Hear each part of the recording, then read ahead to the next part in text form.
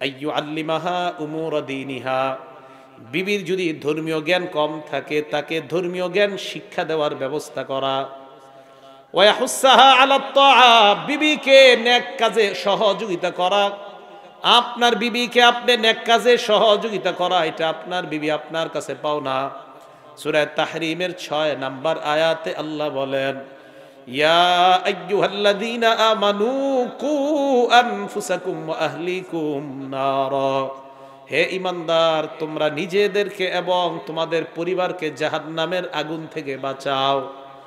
এই আয়াত নাজিল হওয়ার পর হযরত ওমর আল্লাহর নবীর কাছে আসলেন।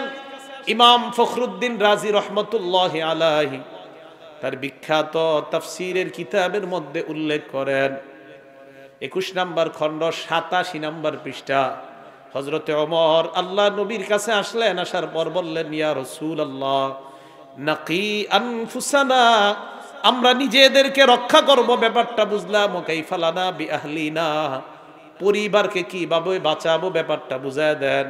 নবীজি বললেন, দুইটা কাজ করবা। 1 নাম্বার তানহাউহুন্না আম্মা নাহাকুমুল্লাহ, আল্লাহ যা নিষেধ করেছেন তোমাদের পরিবারকে এইগুলা থেকে নিষেধ করবা। ওয়া তা'মুরুহুন্না বিমা আমারাকুমুল্লাহ, আল্লাহ যা আদেশ করেছেন পরিবারকে এই বিষয়গুলা আদেশ করবা। 2 কাজ করা, বিবি আপনার কাছে পাও না, নিষিদ্ধ কাজ থেকে বিবিকে ফিরিয়ে রাখা, টেলিভিশন থেকে বিবিকে ফিরিয়ে রাখা, এই অধিকার আপনার বিবি আপনার কাছে পাও না। নেক কাজের আদেশ করা, নামাজে দেরি করলে বিবিকে বলা নামাজ পড়ো, রান্না করতে গিয়ে আসরের নামাজটা বিলম্ব হয়ে গেলে তাড়াতাড়ি বলা রান্না করো, রান্না ছাড়ো, তাড়াতাড়ি নামাজ পড়ো, এটা আপনার বিবি আপনার কাছে পাও না। ইবাদতের প্রতি উৎসাহিত কিভাবে করবেন?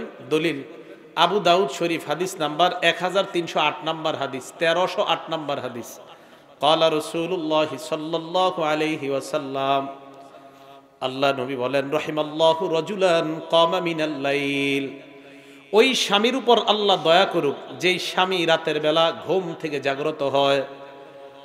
শীতকাল রাতের বেলা আপনি ঘুম থেকে জাগ্রত হলেন, হওয়ার পর ফাসাল্লা 2 রাকাত তাহাজ্জুদ, 4 রাকাত তাহাজ্জুদ পড়লেন, 2-4 রাকাত তাহাজ্জুদ পড়ার পর বিবির দিকে তাকাইলেন, তাকায় দেখেন আপনার বিবি ঘুমায়। আই কাজা ইমরাআ, বিবিকে জাগ্রত করলেন, বিবি জাগ্রত হতে চায় না। ফাইন আবাদ, বিবি যদি জাগ্রত হতে না চায়, সামান্য একটু পানির ছিটা তার মুখে দিয়ে দেন। নাদহাফি ওয়াজহিহাল মা, বিবির চেহারার মধ্যে পানির ছিটা দিয়ে দিলে বিবি তাড়াতাড়ি উঠে যায়। আল্লাহ নবী কয়, কোন স্বামী তাহাজ্জুদ পড়ার পর বিবিরেও যদি তাহাজ্জুদের জন্য জাগ্রত করে দেয়, ওই স্বামীকে আল্লাহ তার রহমতের চাদর দ্বারা ঢেকে নেয়। কারণ বিবি যদি দাজ্জাল মার্কা হয়, এই পানি দিলে তো ঝামেলা। হ্যাঁ, এখন এই জন্য স্বামী স্ত্রী দুজন দিনদার হওয়া, তাহলে এই ঝামেলা আর হবে না। এখন যারা মা বোনরা আছেন আপনাদেরকে বলে দিই, আপনারা একদিন দিলে আপনি আরেকদিন চান্স নেবেন। দলিল এই হাদিসে নবী বলেন, ওয়া রাহিমাল্লাহু ইমরাআ, ওই নারীর উপর আল্লাহ দয়া করেন যেই নারী রাতের বেলা তাহাজ্জুদে জাগ্রত হয়।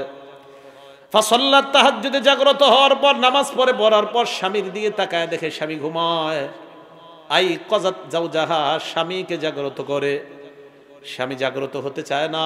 ফাইন আবা, স্বামী যদি উঠতে না চায়, নাদহাত ফি ওয়াজহিহিল মা, স্বামীর চেহারার মধ্যে পানি ছিটায় দেয়। নবীজি বলেন, এই নারীকে আল্লাহ তার রহমতের চাদর দ্বারা ঢেকে নেয়।